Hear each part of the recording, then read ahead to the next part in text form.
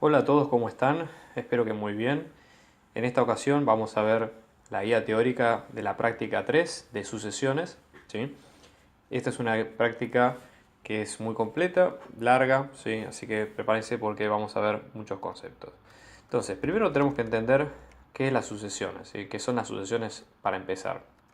Acá hay algunas descripciones, ¿sí? Sobre de qué se tratan. Yo me quedo más con esta definición, donde dice que son una clase especial de funciones con las que podemos preparar el camino para entender el concepto de límite. En realidad puede ser importante, pero yo lo redondearía, ¿sí? Como una función cuyo dominio son los números naturales, ¿sí? Y cuya imagen pueden ser los números reales. Acá, por ejemplo, lo primero que se ve es la presentación de la raíz cuadrada de 2, que es uno de los motivos con los cuales se empieza pensando en lo que es una sucesión y por qué se elige una sucesión, ¿sí? Seguimos viendo acá y nosotros vamos a entender, digamos, por qué se elige o por qué se eligió la sucesión como para estudiarla. Hay algunos ejemplos, ¿sí? Esto para empezar a verlo. Una sucesión, piensen, como dice la palabra, es una lista ordenada e infinita de números reales. O sea, esos números reales se van a generar como si fuera una función, ¿sí? Como si fuera, hagan siempre la comparación entre una máquina que hace números, ¿sí? Que hace siempre una determinada cuenta, siempre en el mismo orden. Y en este caso, lo importante es que esas cuentas se van a hacer con números naturales, ¿sí? Y el resultado puede ser un número real cualquiera, puede ser entero, irracional. Obviamente, un número real, no un número complejo, todavía no los vimos. Entonces, acá hay algunos ejemplos, ¿sí? Básicamente, ustedes acá lo que ven son un conjunto de números que tienen un orden determinado, los que vienen primero y los que vienen después, pero cada uno de esos números, lo importante es empezar a notar el tema del patrón. ¿Qué patrón tiene una sucesión? Con eso, pues si es que lo tiene, pues puede ser que no lo tenga, ¿sí? Entonces con eso las vamos a ir a caracterizar. Entonces fíjense la definición que dice que una sucesión es una función de los números naturales a los reales, ¿sí? Acuérdense, es muy importante que el dominio son los números naturales, ¿sí? No es cualquier número, no es ni los enteros, ni los reales, ni nada. Se escribe a sub n, ¿sí? Porque lo que dice es cuál es la posición de ese término en la sucesión, ¿sí? ¿Cuál es el número natural que le dio origen a esa sucesión? ¿Sí? Entonces, por eso, porque fíjense que si ustedes hacen la comparación con las funciones reales, generalmente si el dominio son o está incluido dentro de los números reales, no se puede hablar, se habla de un orden, pero no se habla de elementos, de elementos, digamos, finitos como pueden ser los números naturales o enteros, ¿sí? Pero justamente esa es la idea. Acá hay algunos ejemplos, fíjense. La idea es que cuando uno tiene una sucesión, la sucesión, por ejemplo en este caso, a sub n, que es 3 a la n menos 3 sobre n cuadrado. Entonces lo que va a pasar acá es que para encontrar los primeros 5 términos, esto es así. Los primeros 5 términos son los números del 1 al 5, ¿sí? Entonces yo lo que tengo que hacer es realizar la cuenta con los determinados números, ¿sí? 1 a la n menos 3 sobre 1 al cuadrado, 3 a la 2 menos 3 sobre 2 al cuadrado y así sucesivamente. Y con eso voy obteniendo cada uno de los términos que ustedes ven puestos acá, ¿sí? Eso es básicamente para empezar a entender el concepto de la sucesión. ¿Cuál es el término general? ¿A qué se define el término general? El término general, si es que la asociación lo tiene, ya les digo, porque una asociación como conjunto puede ser una asociación completamente aleatoria y que no responda a ningún patrón, pero de una forma es un patrón, ¿sí? Es que uno ve la asociación, ve los números y puede identificar que esos números responden a una cuenta, que justamente es la función, que la cuenta siempre se hace de la misma manera, obviamente con distintos números que le dan origen, que son del dominio, que son justamente los números los números naturales con los que hacemos la cuenta. Entonces, por ejemplo, el primer término que es a sub n es igual a 1 sobre n. Si yo reemplazo sucesivamente por 1, por 2, por 3, obtengo 1, un medio, un tercio y un cuarto. Lo mismo, por ejemplo, con el 3. Yo tengo a sub n es menos 1 a la n por 1 sobre 2 a la n. Bueno, lo que voy obteniendo reemplazando esos números naturales es justamente esa sucesión de números que tengo ahí. Obviamente, fíjense que no estoy eligiendo ningún número que no sea natural. ¿Sí? Esto es muy importante tenerlo en cuenta porque no vale cualquier número. Fíjense que la asociación, por ejemplo, con el caso de la SIN número 5, puede ser definida por partes, así como las funciones son definidas por partes también, o por intervalos, o por condiciones, porque fíjense que impar o impar no habla de un intervalo en especial, sino una condición que tiene el número. Entonces es una forma de poder sacarlo, ¿sí? Háganse estos ejercicios que son, para ya les digo, entrar en calor. Fíjense cuál es, por ejemplo en este caso, cuál es el patrón que sigue el número, si es que sigue un patrón. Recomendación para esto: este tipo de ejercicios son más bien intuitivos, es decir, no hay un método, no hay una fórmula que uno pueda seguir esquemáticamente y hacerlos, encontrar eso desde la asociación, sino que a veces la mejor manera en este tema es hacer muchos ejercicios de manera tal de que ustedes, supónganse que se hagan 100 ejercicios. Entonces al momento de, y encuentran 100 patrones, ¿sí? Al momento de hacer un nuevo ejercicio, ese patrón 101, esa asociación 101 va a ser primo hermano, piénsenlo así, primo hermano de esa asociación original a la que le dio origen. Entonces, esa es la manera de poder ir resolviéndolo. Es una de las maneras, hay varias maneras más también. Entonces acá, fíjense, hay algunos tips que les tiran como para poder encontrar ese patrón que sigue la sucesión. Ya les digo, esto es mucho de imaginación, es tratar de jugar un poquito con las reglas. Fíjense que muchas veces no es tan intuitivo, a veces es contraintuitivo, a veces cosas que parecen de una manera pueden ser lo de la otra, ¿sí? Entonces, por favor, presten atención a esto para entender el patrón que sigue la función, ¿sí? Acá fíjense que es muy importante el tema de que una sucesión puede ser que tenga subsucesiones, vamos a ir más adelante a eso, pero hay varias partes que podemos ir encontrando. Entonces, dicho esto, ¿cómo seguimos? Vamos a ver la representación gráfica de las sucesiones. Ya les digo, una sucesión es una función como cualquier otra, cuya particularidad es que el dominio son los naturales. Por ende, como los naturales son números, digamos, cuantizados, vamos a decir así, como se habla en física, es decir, que tiene una cantidad estimada, determinada y fija, así que no son como los números reales que son continuos. Como no es un continuo, entonces estamos hablando de puntos, que es lo que ustedes ven acá en pantalla, ¿sí? Cada número natural tiene su imagen, que puede ser un número real cualquiera, pero que siempre van a ser puntos, nunca van a ser, no van a tener un gráfico, una sucesión que sea una línea continua, porque en este caso estamos hablando de valores cuantizados. Tomen esa palabra cuantizados como algo mío, ¿sí? No lo apliquen por favor en la teoría, porque es algo para que entender el concepto, ¿sí? Acá hay varios ejemplos como para tratar de entenderlo. Y sirve obviamente la gráfica porque la gráfica nos da una idea.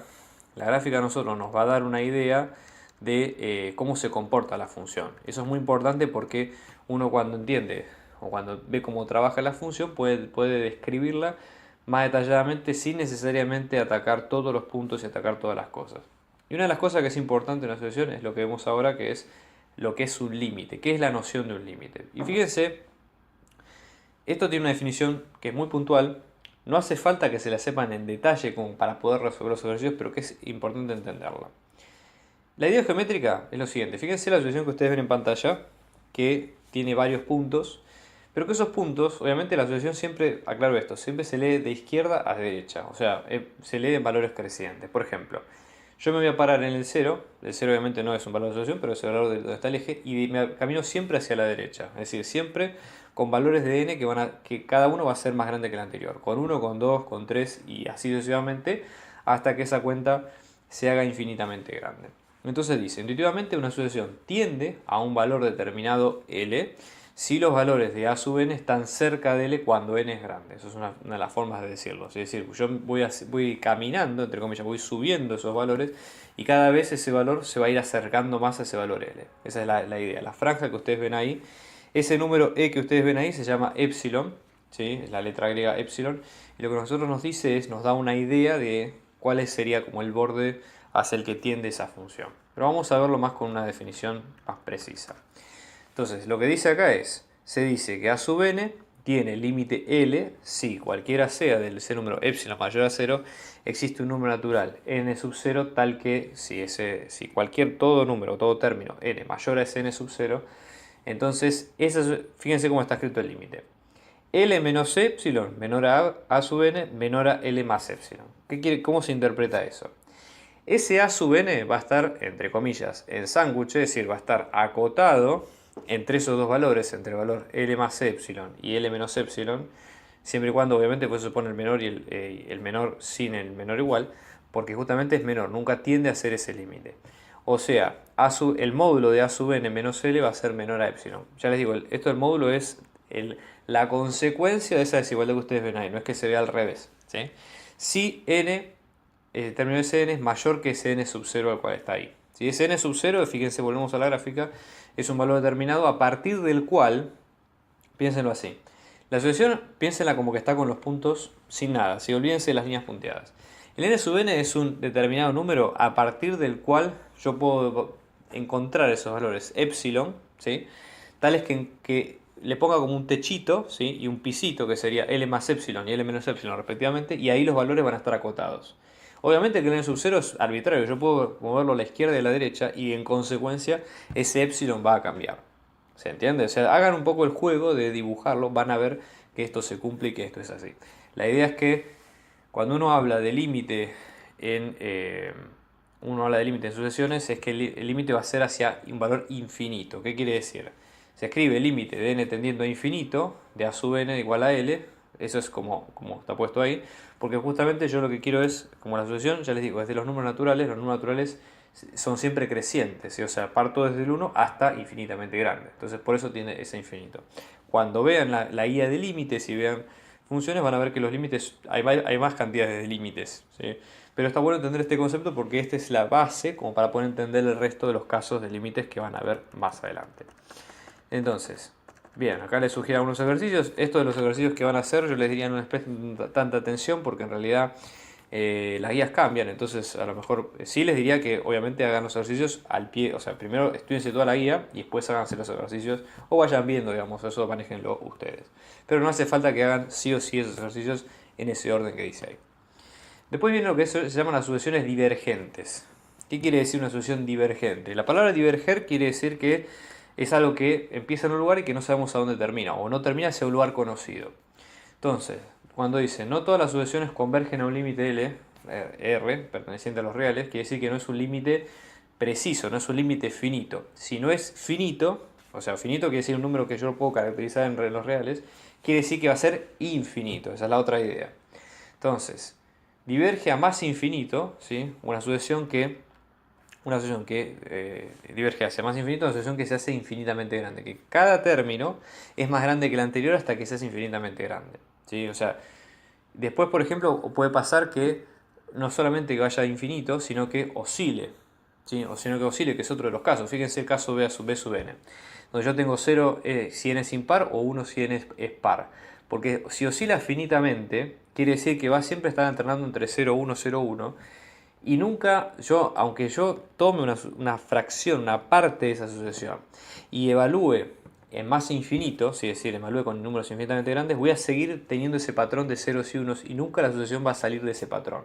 Con lo cual, el tema de que exista el límite no se cumple. ¿Por qué? Porque el límite es un único valor. Si yo aunque tengo dos, por más chiquitos que sean, el límite no existe. Aunque sea 1 y aunque sea 1,1, si ustedes quieren. Si oscila permanentemente entre esos dos valores, también se dice que la sucesión no tiene límite justamente por eso, porque no puedo encontrar esa condición. O sea, si ustedes van a la definición del n0 sub 0 y el epsilon, sí se va a cumplir para un determinado n sub 0, pero no para todo n sub 0 mayor que n. Entonces ahí es donde está el hilo fino, ahí es donde está digamos, el análisis fino que tenemos que hacer del teorema. Y por qué el teorema se tiene que leer estrictamente en ese orden.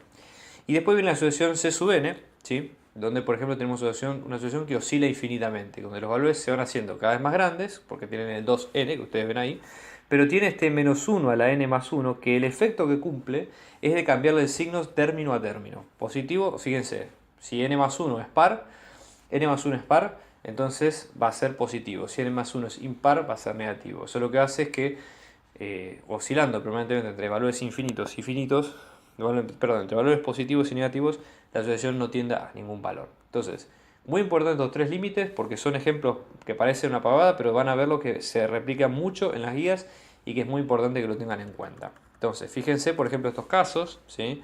Yo tengo esta sucesión 2 a la n menos 1, cuando veo los términos, me fijo que se hacen infinitamente grandes. Si se hacen infinitamente grandes, chau, ya no tengo más opción disponible. ¿Sí? Vamos a ver después cómo hay una técnica para calcular los límites, una técnica algebraica, hay varias, ¿sí? Pero que esto se puede evaluar no solamente viendo los puntos, sino que se puede evaluar más fácil. Sí, pero esto está bueno para verlo conceptualmente. Fíjense que acá no tengo ni ningún epsilon, porque yo elijo un n sub 0 y no tengo epsilon de techo o de piso que me permita calcular el límite de esa sucesión. Lo mismo si voy a que es el que yo les decía de impar o par, porque al oscilar permanentemente, cualquier n sub 0 que yo tenga va a siempre tener el mismo epsilon, pero en ese caso tampoco se va a cumplir, es decir, no va a ser un epsilon determinado, porque si yo tomo un epsilon, por ejemplo, menor que un medio, que sería la mitad entre 0 y 1, ¿sí? Si es menor, entonces no voy a encontrar el límite de esa función, por lo tanto no se cumple el teorema. ¿Sí? Esto es, acuérdense, es hilar muy finito y para que vean dónde está la posible trampa, si en el caso de un parcial, o el posible punto débil de este ejercicio, para nosotros que lo estamos resolviendo. ¿Sí? Y después pasa acá lo mismo en la función c sub n, que es menos 1 a la n por 2n, donde acá tenemos lo mismo, ¿sí? Tiende a infinito sin especificar el signo, porque fíjense, se hace, si yo tomo los términos impares, se hace infinitamente positivo, si tomo los términos impares, se hace infinitamente negativo, con lo cual no cumple el criterio. Entonces, vamos a ver algunas propiedades del límite. Dice, la mayoría de las veces el problema consistirá en calcular el límite, ¿sí? Después obviamente está la parte fácil. Calcular el límite es algo sencillo. El tema es cuando aparecen los casos especiales, que justamente es donde radica toda la práctica. Ahí es donde se abre todo el abanico de ejercicios que ustedes van a ver. Primera cuestión, unicidad del límite. El límite tiene que ser único, si no puede haber dos límites. Por lo menos dos límites. Acá estamos hablando de límites a infinito solamente. No estamos yendo a la guía 3, a la guía, perdón, de límites, que es la que sigue. Porque estamos hablando de sucesiones. Entonces, si yo tengo dos límites, ¿sí? Es lo que dice acá. Si así fueran todos los a sub n a partir de n igual a n sub 0, tendrían que estar simultáneamente en las dos franjas y no es posible. O sea, esto es demostrar algo por el absurdo, ¿sí? No vamos a entrar en eso porque el tema es entender este concepto, que la sucesión no puede converger a dos límites distintos. ¿Qué otra cosa es importante?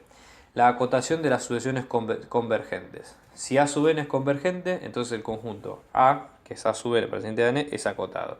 Convergente es lo contrario de divergente, que es lo que acabamos de ver.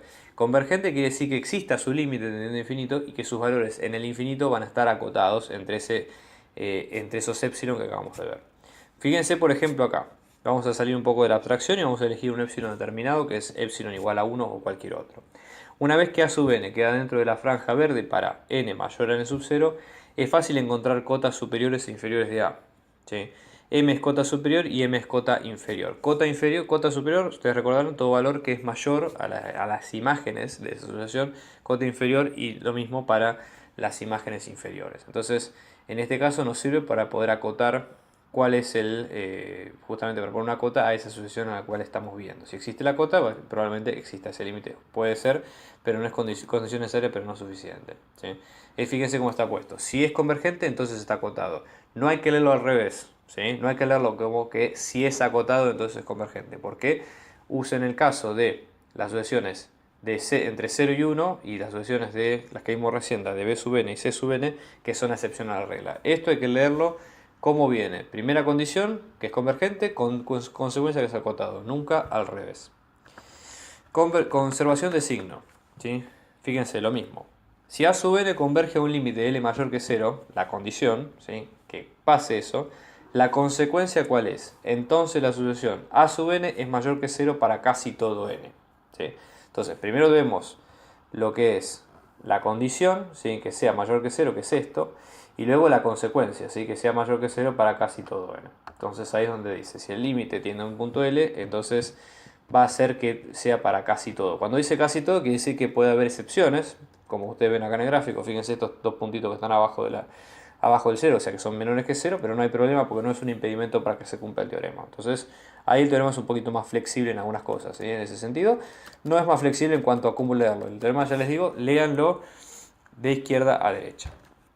Bien, después viene lo que es el álgebra de límites, ¿sí? El álgebra de límites lo que dice es, supongamos que yo tengo dos sucesiones convergentes, a sub n que tiende a, a sub n con a perteneciente a los reales y b sub n con b perteneciente a los reales, ¿sí?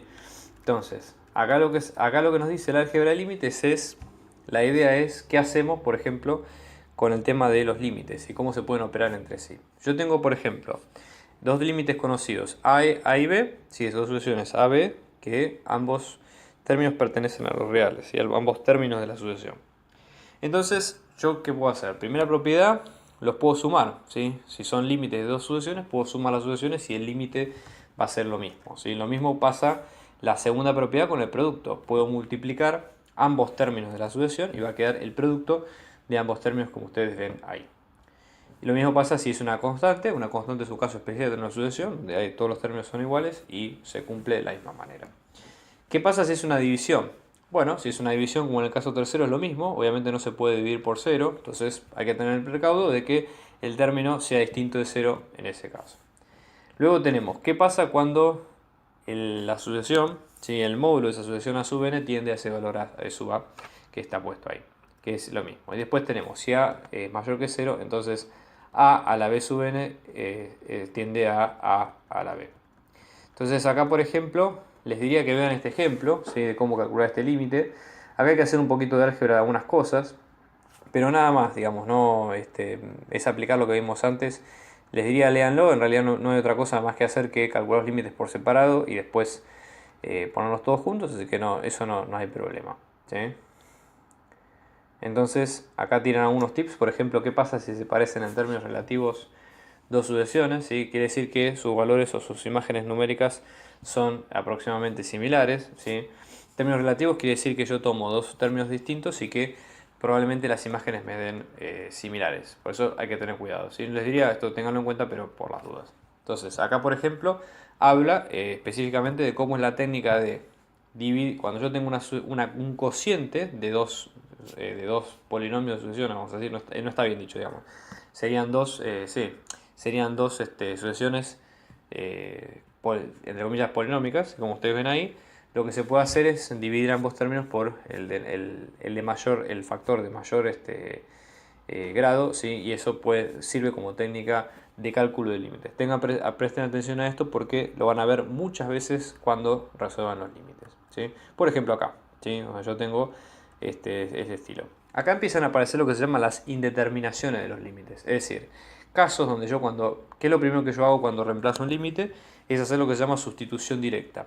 O sea, yo reemplazo la variable por el valor al cual la función tiende. Entonces, como yo hago esa cuenta, si eso no me da un número finito, no me da un número con las condiciones que vimos antes, entonces no lo puedo utilizar. Por eso lo dejo puesto como está. Entonces, en este caso, por ejemplo, una determinación es infinito sobre infinito. Acá, este ejemplo muestra específicamente cómo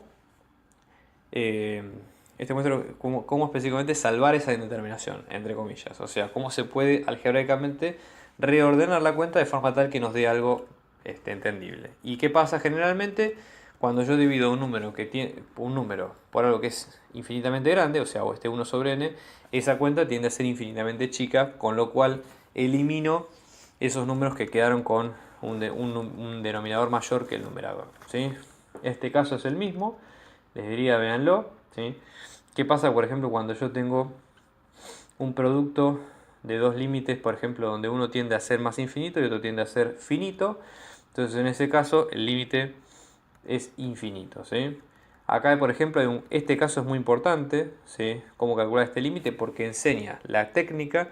Cuando yo tengo esta raíz cuadrada, que me complica la vida, enseña una técnica de cómo poder sacar esa raíz cuadrada. Y una de las formas es poder factorizar dentro y fuera de la raíz. Entonces, por favor, presten atención a este cuadradito que explica cómo se hace. Se saca el factor común n teniendo en cuenta cómo operar la raíz cuadrada, ¿sí? También puede ser raíz, no necesariamente tiene que ser raíz cuadrada, puede ser raíz de un grado k, ¿sí? Raíz cúbica, raíz cuarta. Pero la raíz cuadrada es uno de los casos que se puede hacer. Así que fíjense esto porque lo van a ver muchas veces en las cuentas. Bien, acá empieza a hablar de las indeterminaciones, cuáles son, ¿sí? Vamos a ver los casos más comunes. Los casos más comunes, por ejemplo, son estos que ven acá. Infinito sobre infinito, infinito menos infinito, ¿sí? Porque no es 0, obviamente. 0 por infinito es indeterminado. 0 dividido 0, infinito a la 0 y 0 a la 0. Entonces, cada uno de esos casos, no es que cada caso tiene su técnica, o sea, uno tiene que tratar de ponerse creativo y tratar de ver cuál es la técnica adecuada en cada uno. Pero cada caso va a requerir que ustedes modifiquen la cuenta de alguna manera y que eso lo puedan trasladar a hacer la cuenta mejor. Entonces, por ejemplo, fíjense acá, en este límite de las múltiples raíces, hacemos la cuenta y nos va a quedar infinito menos infinito. Entonces la clave en esta cuenta va a estar en sacar esa resta de raíz de n más 5 menos raíz de n.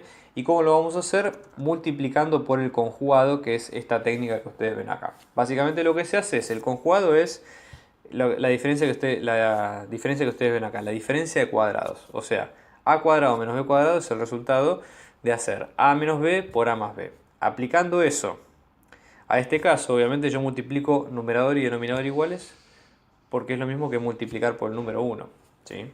Entonces ahí no tenemos problema. Entonces, vean lo de este caso, ¿sí?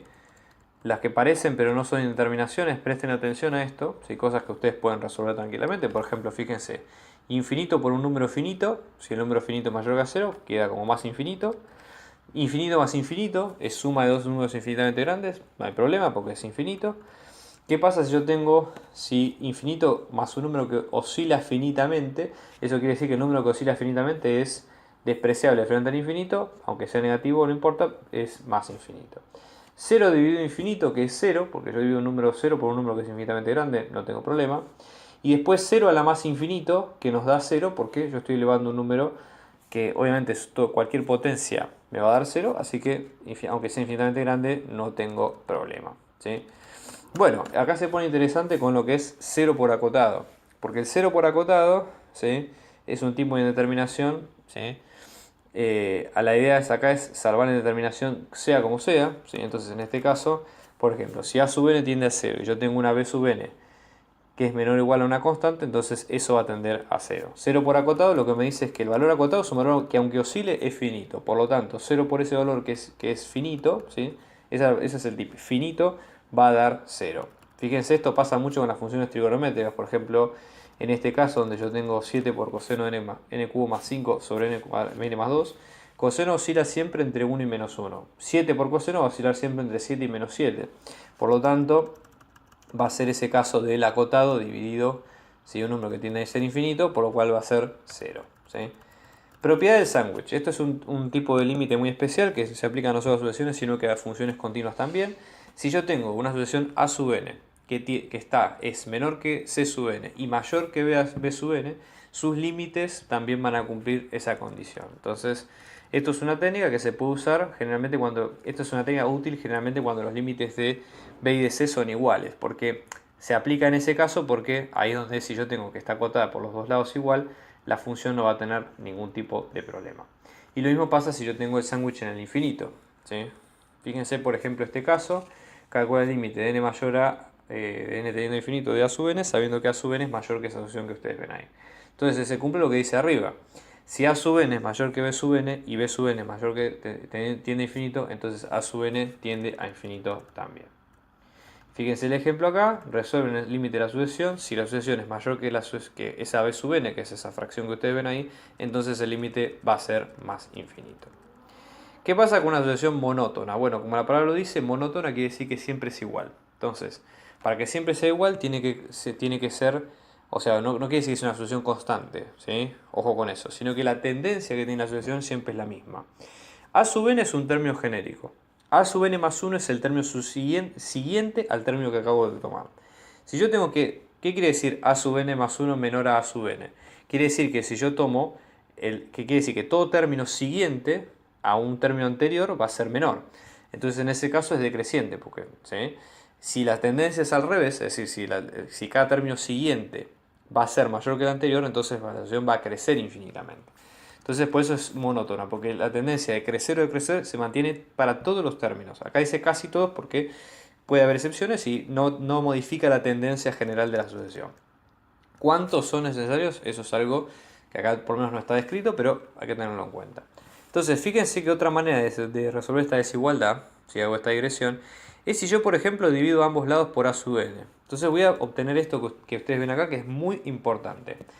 Yo divido a sub n más 1, que es el término siguiente, con el término anterior, que es a sub n. Si eso es menor que 1, que es, ya les digo, esta diferencia que está acá, esta desigualdad sale de esta desigualdad inocente que ustedes ven acá arriba. O sea, no se maten es sabiendo, porque esto lo van a ver muchas veces, pero viene de ahí.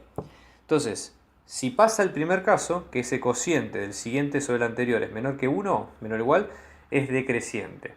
Si es al revés, o sea que el siguiente sobre el anterior es mayor a 1, entonces es creciente, ¿sí? Entonces esto es muy importante, porque van a haber criterios, que vamos a ver más adelante, que se basan en este resultado y cómo este resultado se aplica para poder estudiar la sucesión, ¿sí? Acá hay un ejemplo, ¿ok? Unos ejemplos acá. ¿Qué pasa con los teoremas de sucesiones monótonas? ¿Sí? Si yo, por ejemplo, tengo una sucesión, ¿sí? Un conjunto A, que es la imagen de esa sucesión, ¿sí? Entonces, si está acotado superiormente, el límite existe y tiende a un límite finito L, ¿sí?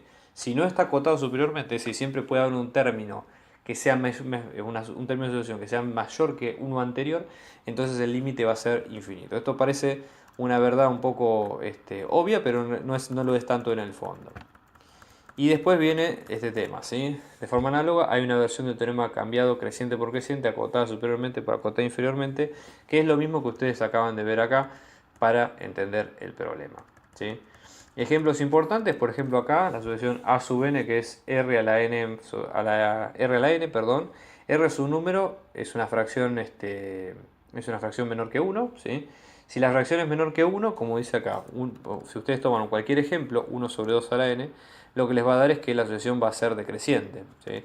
Si ustedes lo toman con el criterio que acabamos de ver recién, de a sub n más 1 sobre a sub n, que no va a ser otra cosa que r a la n más 1 sobre r a la n, eso va a dar que la fracción es menor que 1 y la consecuencia de eso es que la fracción o que el límite va a tender a ser 0 porque está acotada inferiormente. Estas cosas que parecen muy inocentes son la base de lo que ustedes van a ver después como el criterio de Cauchy y de D'Alembert, que es cómo se entiende, ¿sí? Cómo se aplica estudiar una sucesión más compleja de lo que acabamos de ver. Por ejemplo, acá, calcular el límite de 5 a la n más 2 a la n sobre 7 a la n más 2.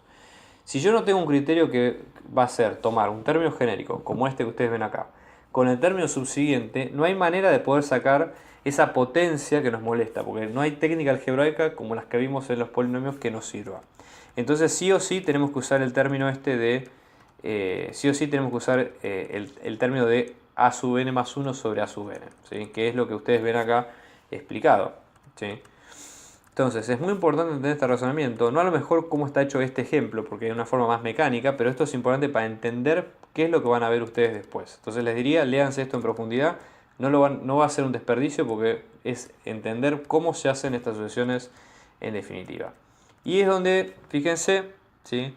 Tengan por ejemplo en cuenta estos casos especiales, por ejemplo, cuando yo tengo r a la n sobre n, ¿sí? Entender qué es que una función crezca más rápido que la otra. Esto parece intuitivo, pero parece poco matemático, pero es más que nada intuitivo, ¿sí? Entonces, por favor, presten atención a este teorema, ¿sí? Que lo van a aplicar en estos ejemplos que están acá. Y, bueno, acá tenemos otro caso especial que es qué pasa cuando tenemos sucesiones con raíces feas, raíces que no nos sirven, ¿sí? Bueno, todo esto voy a pasar un poco rápido porque está bueno entender estos temas, pero quiero que vayan al meollo de la cuestión. ¿Sí? También acá se explica un poco qué es el número y demás. Me voy a saltear un poco esto para pasar a los criterios de sucesión, que es lo que quiero que se entienda en este caso, ¿sí? Que es esto, el criterio de Cauchy y de D'Alembert, que son como las estrellas, ¿sí? De esta guía. ¿Qué es el criterio de Cauchy? Es una forma de poder entender qué pasa con el límite de una función cuando nosotros algebraicamente no podemos calcularlo por las indeterminaciones que surgen. Entonces es una técnica más. ¿Cuándo se usa el criterio de Cauchy? Generalmente cuando la sucesión, el término de sucesión, tiene una potencia o una raíz importante y nosotros algebraicamente estamos trabados, no podemos sacarla. Entonces, ¿cómo se saca esto? Yo tengo que tomar el término de sucesión a sub n, calcular el módulo y calcular la raíz a la n, ¿sí? Raíz, o sea, con un n, ¿sí? No es ni cuadrada ni cúbica, tiene que ser un n. Y con esa cuenta nueva, que es esa raíz de ese módulo, que va a ser una sucesión nueva, que voy a crear a partir de eso, voy a hacer el límite de esa sucesión nueva tendiendo a infinito. Y eso me va a dar un resultado, ¿sí? Y tengo tres opciones. La primera es que ese límite esté entre 0 y 1. Entonces el límite de la sucesión, por consecuencia, va a tender a 0. Por todo el resultado que vimos antes, ¿sí? La segunda opción es que ese límite sea mayor que 1. Entonces va a ir a más infinito. Y la tercera es que el límite sea igual a 1. Y en ese caso que yo haga la cuenta y que el límite me dé 1, La respuesta es que ese criterio no me sirvió. O sea, hice la cuenta, todo bien, pero que el resultado no me aporta a lo que yo estoy calculando. Entonces, criterio Cauchy para usarlo es entender cómo está hecho, entender los tres resultados posibles, y si los dos primeros sirvieron, perfecto, y si el último no sirvió, hay que pasar a un criterio siguiente. Entonces, ¿cuándo van a aplicar Cauchy? En este tipo de límites especiales con potencias, por ejemplo, de esta fracción, que apliquen Cauchy, fíjense, y queda perfecto, ¿sí? Y después viene el de D'Alembert, que es la segunda estrella de esta sucesión, donde acá aplica el concepto que acabamos de ver recién, de los cocientes del término siguiente, a sub n más 1, y el término anterior, que es, anterior no, digamos, el término en el cual estoy parado, que es a sub n. Entonces acá es lo mismo. Voy a hacer una sucesión nueva que se va a llamar a sub n más 1 sobre a sub n, a sub n, ¿sí? A eso le calculo el módulo, y a esa cuenta le voy a calcular el límite tendiendo a infinito. Y tengo tres opciones. Ese límite me va a dar L. La primera es que el límite me da entre 0 y 1. La consecuencia de eso es que el límite va a tender a 0. Pase lo que pase, ¿sí? Si me da entre 0 y 1, el límite de la sucesión original da 0. El segundo caso es que ese límite me dé más que 1. Entonces la consecuencia, o es más infinito, ¿no? También. Que obviamente cumple que es más que 1. Entonces, el límite del módulo de esa sucesión es más infinito. Hablo del módulo porque puede ser otra cosa, ¿sí? Y después, el tercer caso es que el límite sea igual a 1. Entonces pasa lo mismo que en Cauchy, que el límite, que el criterio no sirvió, y que la cuenta que hice no me aportó a lo que quería calcular. Entonces, fíjense, esta es una cuenta que sirve mucho para cuando ustedes en factoriales.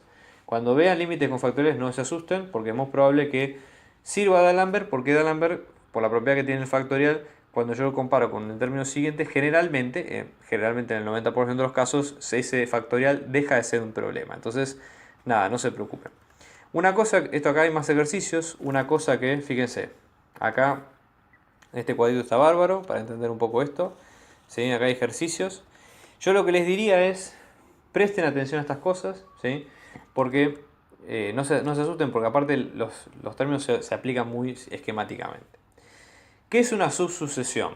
Bueno, una subsucesión es una parte de una sucesión. O sea, acuérdense que tengo infinitos términos. Entonces yo puedo tomar un subconjunto, es decir, un grupito de esas sucesiones, y hacer una sucesión como si fuera una especie de sucesión hija de esa sucesión madre que tengo hasta ahí.